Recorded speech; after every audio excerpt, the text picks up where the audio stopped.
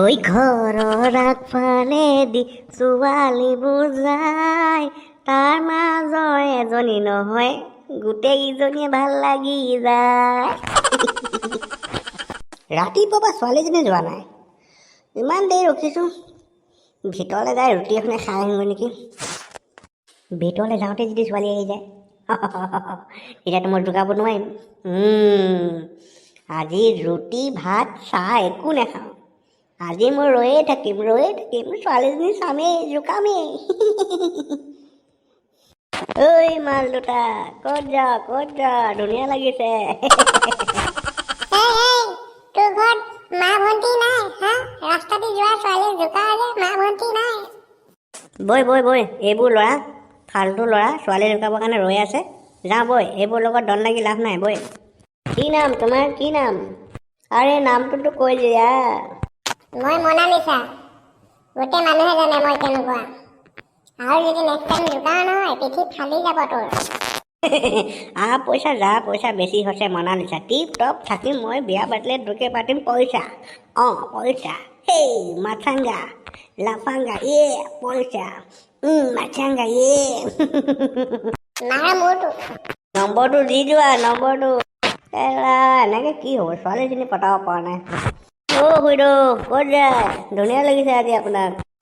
পিয়াটো তোৰ বাপেৰে মোক লাইন মাৰিছিলে গম পাৱ, এতিয়া তই মোক লাইন মাৰিব পৰা হৈ গলি। আপুনি মোক পাপাক ভাল পাইছিলে? তোৰ বাপেৰে মোক ভাল পাইছিলে, পতাইছিলে, মই নপতিলোঁ। পতিব লাগিছিলে আকৌ। তোৰ বাপেৰে আলু খেতি কৰে যে, সেইকাৰণে মই তোৰ বাপেৰক পচন্দ নকৰিলোঁ। আপুনি আলু খাই বেয়া পায়? আলু খাই ভাল পাওঁ, তোৰ বাপেৰক বেয়া পাইছিলোঁ। আপোনাৰ মানে পেটিকোট আছিলে? কি?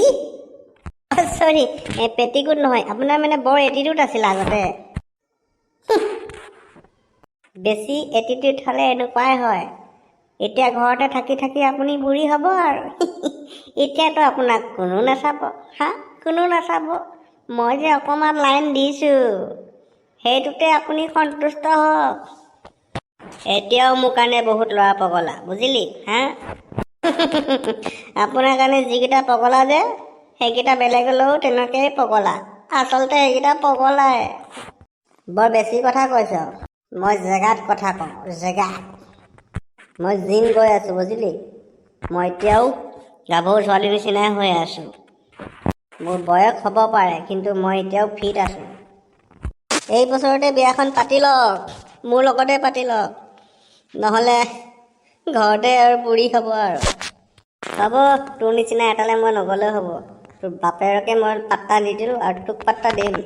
ঘৰত মাতিব কেতিয়াবা চাহ খাবলৈ। চেণ্ডেলৰ কোব খাবি। সঁচাকৈ দেই, কিছুমান ছোৱালীয়ে সস্তীয়া মেকআপ আৰু জিমলৈ গৈ ফিটনেছটো বনাই নিজকে একদম হিৰ'ইন বুলি ভাবি লয় আৰু একদম ধনী ঘৰৰ ল'ৰা পাম বুলি ৰৈ থাকোঁতে আৰু আমাৰ নিচিনা ল'ৰাবোৰক ৰিজেক্ট কৰোঁতে লাষ্টত ঘৰতে বুঢ়ী হৈ যায়।